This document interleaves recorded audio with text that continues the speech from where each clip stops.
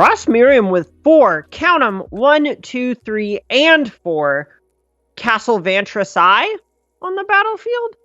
I don't know what the collective noun for Castles Vantras is. Castle Vantrasen? Sure, we'll go with that. Is it a pack of castles? That might be a situation where whoever is just aggressive enough in coining it first, that's now official. Well, in that case, I'm going to call it a booster of Vantrases. Using your platform for good here. And glancing at the battlefield, it feels like Ross is pretty far ahead. He is the biggest shark in town, a 5/5 zombie army that has been rumbling in, and is at a higher life total than Boggemes. That means Boggemes needs to find something to break through this fast. On the other hand, at this point, Ross just on all lands, Kyle does have a Dovin's Veto and 2 copies of Rodent's Reclamation. So if Kyle is able to find, in the best case, an Expansion Explosion or even something else, he's going to be able to defend it here. And look at this Spectral Sailor from Merriam as well. That means that he's going to have the cards flowing, and with all these lands in hand, if he can just find something, the game's going to end on the spot. Every single draw for both players is so huge here. We've seen the first Scry 2. That's sent 2 to the bottom. See if this one turns up what Kyle's looking for.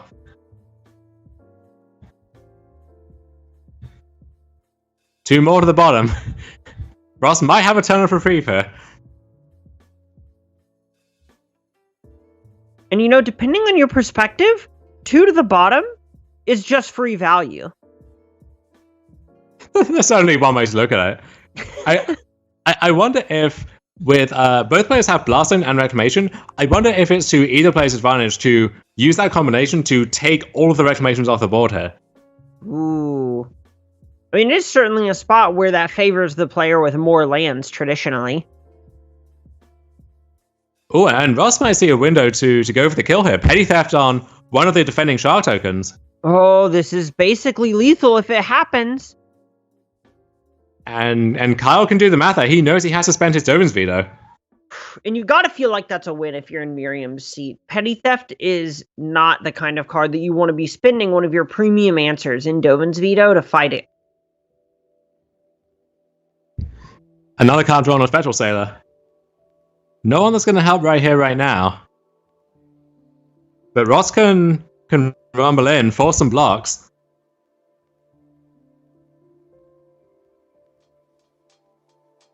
Ooh, and this is nice because the 6/6 is lethal. That means Boggemes can't actually double block the 5/5.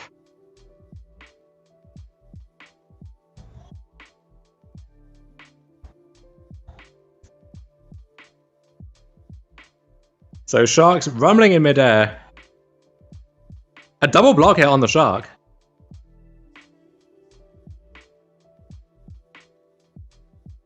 And look at this. Kyle down to 1 life. That Spectral Sailor potentially lethal. But then Ross knows that if Kyle has his own Shark Typhoon, and you and Blast Zone there, you can't get across the finish line. Ooh, and Ross still just kind of with the grip of lands. Yeah, so are we going to see that play of taking the Reclamations off the board, or are we just going to go back into the tank with a Spectral Sailor, keep drawing more cards? Yeah, it feels like at this point, Ross is just saying, I need to find action now. There isn't time to answer these wilderness reclamations. Something needs to happen.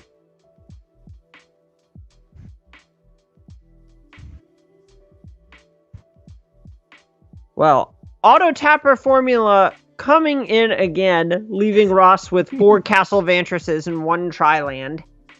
That's just how good Castle Vantras is. The Auto Tapper knows. Boggemes with the upkeep Castle Vantras. He knows his back is against the wall. He's really going to want to keep a card on top here. And he might even get punished for this line, because now Ross can Mystical Dispute that Uro. So yeah, that won't even buy him a turn. Wow. Yeah, 2 to the bottom once again. Oh no. It's a very Time Raveler. That won't get the job done, and those tokens getting underneath the Blast Zone actually is going to make all the difference here. Yeah, this is a spot where Kyle would love to slam that Teferi, bounce the zombie army, blast zone away that Spectral Sailor. But Uro's coming down. Ross has the Mystical Dispute. And that's going to seal the deal. Two reclamations in the world, two reclamations, all the mana in the world, excuse me, won't help Kyle pay for that Mystical Dispute. Feels like a real old Wish style flavor text. Kyle Boggemes, wish for the mana, but nothing to cast. And it looks like those Nightback Ambushes that we mentioned back in the sideboard here, but that's the card you often see discussed as a play versus draw dependency. So I wonder if we're going to see those come back in for game three here for Ross. And we talked about it a little bit in our first match of the day. In this matchup in particular, because this 4-color Reclamation deck has Kinrith the Return King available to it, you don't want to be boarding into these 4 power, 4 toughness things. You don't want to put an entire resource into this card when it's just completely colded by Kinrith, doesn't always exchange favorably with a Teferi Time Raveler. I really like Ross's plan of just leaning into the reactive cards that the deck has available and trying to pick fights on the stack rather than on the battlefield. And for Boggemes, we see Kenrith, the King, making his return for this matchup. And we saw Rogoski was not boarding in Kenrith for this pseudo mirror. Kyle seems to think differently. What's your view on that card when it comes to this matchup? One of the nice things about Kinrith is that it actually slips through copies of cards like Aether Gust and Negate.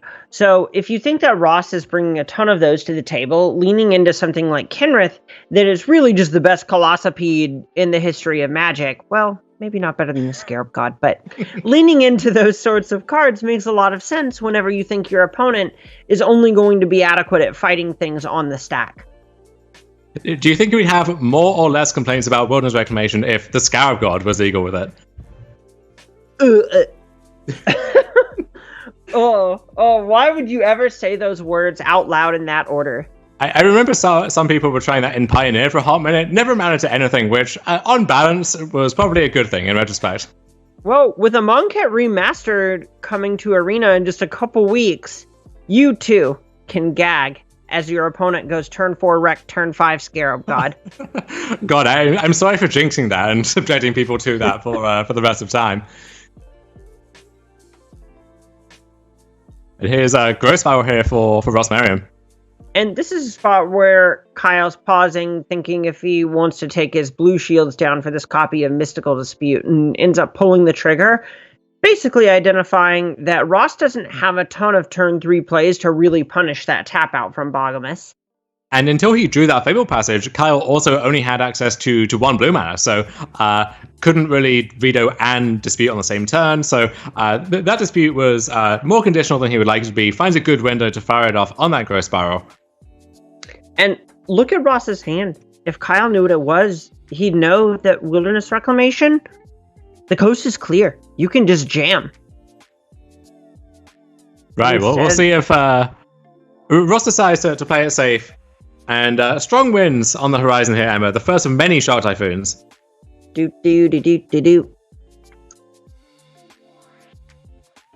And Teferi Time Raveler for Kyle Boggemes, a great card in the matchup. Not a great card when you can't really justify committing any mana in your main phase. No, and it's the kind of card where it's cheap enough you either want to cast it on turn 3 or cast it in the mid-game to sort of set up that big double spell turn rather than just having it be something you commit a little bit of your mana into and pass turn if it doesn't work out. And Kyle may be waiting for a second white source so that he can play Teferi and either use the veto to force it through or let the Teferi get countered and have the veto back in case Ross has something to follow up with. Two shark do. Variations on the theme here. And there is Temple Garden and Fable Passage, so Kyle gets to continue to make his land drops. Sends in the Scooter of Sharks.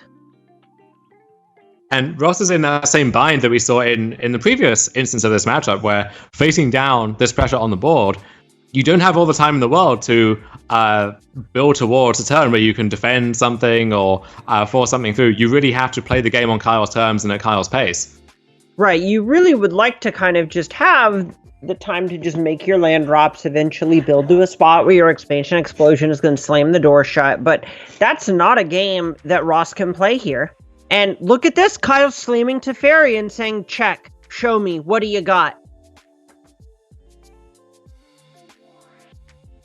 The answer is not much. Yeah, what does Ross got at this point?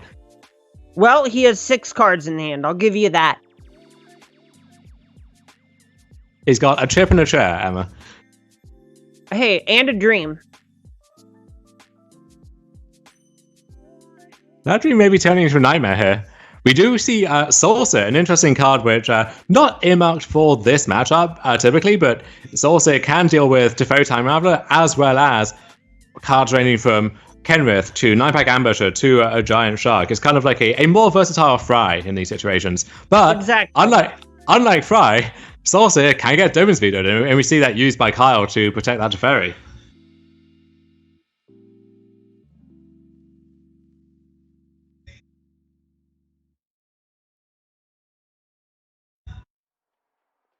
And we can see Merriam really, really prioritizing all of these colored sources over developing these blast zones, which it feels like he just wants to develop as a sort of 1-2 punch to have the blast zone come down, charge it with Wilderness Reclamation, and automatically pop it, rather than giving Boggemes the knowledge that he needs to play around it. And here's Kenrith, and I think there are going to be some imminent fisticuffs here. Yeah, this door is closing fast on Merriam. He needs to make something happen. And I don't know what it is at this point. Really, killing Kenrith is probably the biggest start here. Just, that's the way that you actually get another untap step out of this. But if there's not anything Ross can do about it, this is going to be curtains. I don't see a way to do it just yet. No, I think with that Soulseer gone, that we may just see Kyle Boggemes move to 1-0.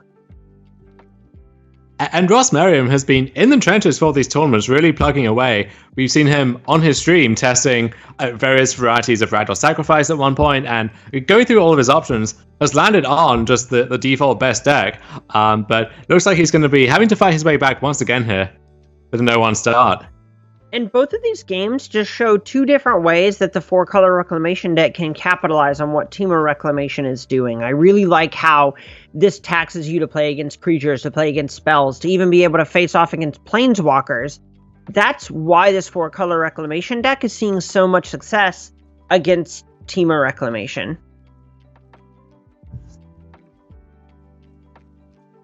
And this is the, do I have any options whatsoever, even like a backdoor 1-outer rope from Ross Merriam? And I think he's going to realize the answer is no. Look, we saw Canister round 1. We're seeing the rope for our second time shifted match. It all makes sense. And just like that, we have our second 4-color Reclamation pilot. Kyle Boggemes moving to 1-0, going ahead.